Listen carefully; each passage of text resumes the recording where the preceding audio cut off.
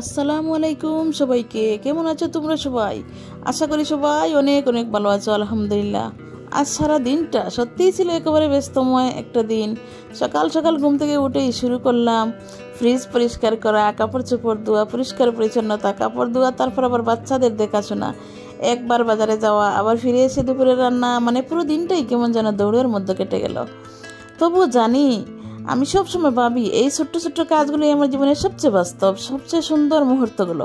যখন নিজে রান্না করি আর ঘর গুছাই বা প্রিয়জনদের জন্য কিছু করি, তখন একটা তৃপ্তি কাজ করে ভিতর থেকে, ক্লান্তি থাকে কিন্তু মনটা ভরে যায়, ভালো লাগায়।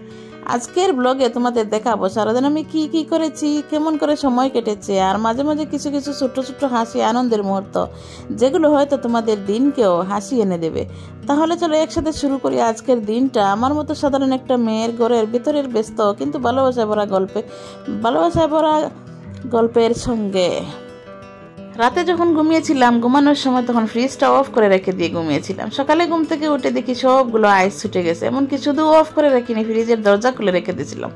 আর সকালবেলা ঘুম থেকে উঠে দেখি সবগুলো আইস ছুটে গিয়ে খুব সুন্দর হয়ে গেছে ফ্রিজটা।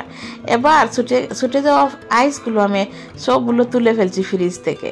তারপর মুছে পরিষ্কার করে নেবো। ফ্রিজটা কিন্তু অনেক আইসের জন্যই শুধু ময়লা, আর কোনো ময়লা নেই ফ্রিজে। আর আইস এত বেশি হয়েছিল যে মনে হয়েছিল ফ্রিজটা একদম ছোট হয়ে গেছিল, কোনো কিছু রাখার জায়গা হতো না, এরকম মনে হতো। তো অনেক দিন ধরে শুধু পরিষ্কার করব, আইস সারিয়ে দেবো, এই সময়টাই হয়ে ওঠে না। আজ কিন্তু আর পারলাম না, পরিষ্কার করে নিলাম। দেখতেই পাচ্ছ কত আইস আমি তুলে নিচ্ছি, অনেক আইস হয়েছে। পিছনে আমার একটা বেসিন আছে, সেই বেসিনটা ভরে গেছে শুধু আইসের জন্য।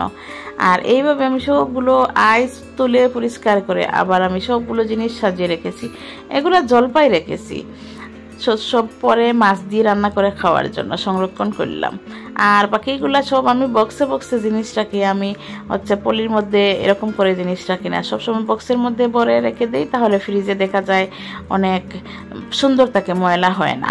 আর তারপরে এই যে সুইচটা দিয়ে দিলাম, কারণ এক রাত ছিল ফ্রিজ সুইচ ছাড়া, কারেন্ট ছাড়া। এবার দিয়ে দিলাম, দিয়ে দরজাটা আটকে দিয়ে এবার ফ্রিজ ঠিক হয়ে গেল।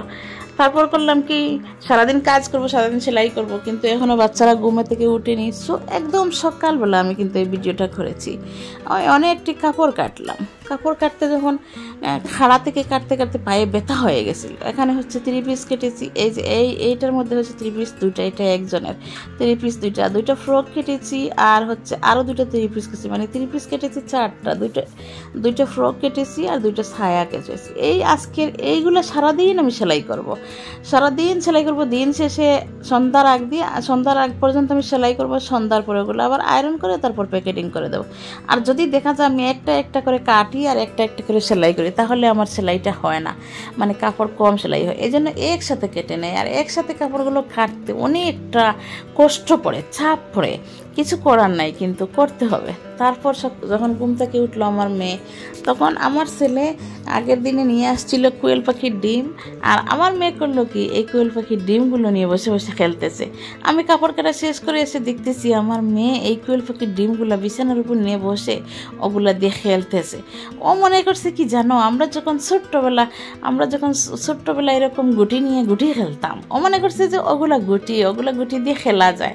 ডিম বুঝে নাই, ছোট্ট মানুষ বুঝে নাই, ডিম বুঝে নাই। পরে জিজ্ঞেস করলাম, মা ওগুলা কি? ও বলতেছে ওগুলা খেলার জিনিস।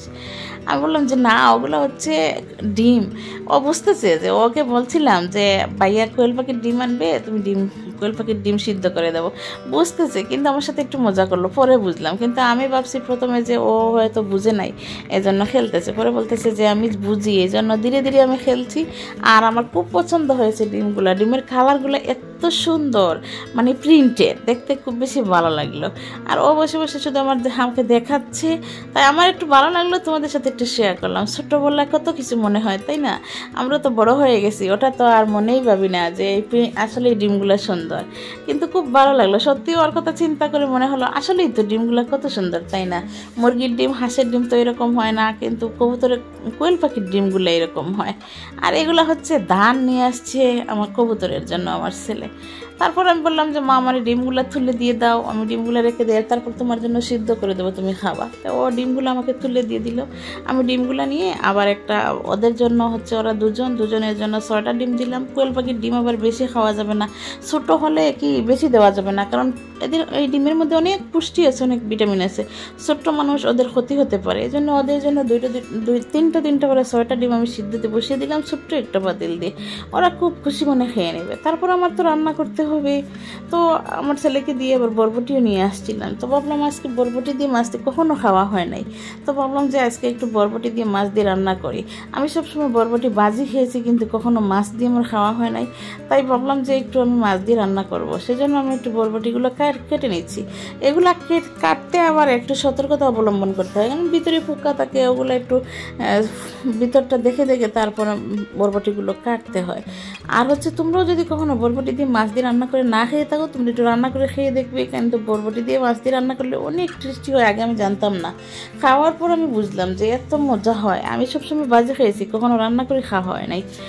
তারপর রান্না করে ছেলে এসে কয়েক পিস মাছ ভাজি করে না, সারাদিনই তো এইসব ব্যস্ততার মধ্যে কাজ করতে হয়, সেলাই করতে হয়। বেশি আমার ব্যস্ততা হচ্ছে সেলাইয়ের জন্য। এই সেলাইয়ের ব্যস্ততার জন্য আমি কোনো কিছু করতে পারি না। আর হচ্ছে সারাদিন যখন থাকলে আমি সেলাইয়ের মধ্যে দেখা যায় দিন শেষে এসে আবার খেতে তো হবে। ঘরে অন্য কোনো লোক নেই যে আমাকে একটু রান্না করে খাওয়াবে, আমার নিজেরই তো খেতে। আমার 2টো ছেলে মেয়ে আছে, ওদেরকেও তো খাবার দিতে হবে, তাই না? তো দেখা যায় সারাদিন কাজ করার পর, মেশিনে সেলাই করার পর আর শরীর দিয়ে পারা যায় না, মনটা একদম কষ্ট হয়ে যায়। মনে হয় যেন কেউ যদি একটা প্লেটে কয়েকটা ভাত দিয়ে দিত, তাহলে খেয়ে শুয়ে পড়তাম, এরকম মনে হয়। কিন্তু কিছু করার নাই, এইভাবে কাজ করে খেতে হবে।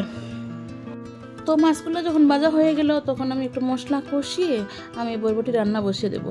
তো এই ছিল আমার সারাদিনের গল্প, আমার ঘরের ছোট্ট ছোট্ট কাজ, ব্যস্ততা, আর তার ভিতর থেকে আনন্দের কিছু টুকরো মুহূর্ত। সারাদিনের ক্লান্তি শেষে যখন সন্ধ্যা নামে, তখন ছায়ের কাপে চুমুক দিতে দিতে মনে হয়, আহা, দিনটা কেমন যেন তৃপ্তিময় ছিল। জীবনটা এমনই রঙিন হয় যখন আমরা ছোট্ট ছোট্ট কাজগুলো সুখ খুঁজে নিই, তাই না? আশা করি তোমরা এই ভিডিওটা দেখে আমার দিনের মতো একটু শান্তি, একটু হাসি আর নিজের জীবনের সঙ্গে মিল খুঁজে পাবে। ভিডিওটা যদি ভালো লাগে তাহলে অবশ্যই একটা লাইক, কমেন্ট আর শেয়ার করতে ভুলো না। আর যারা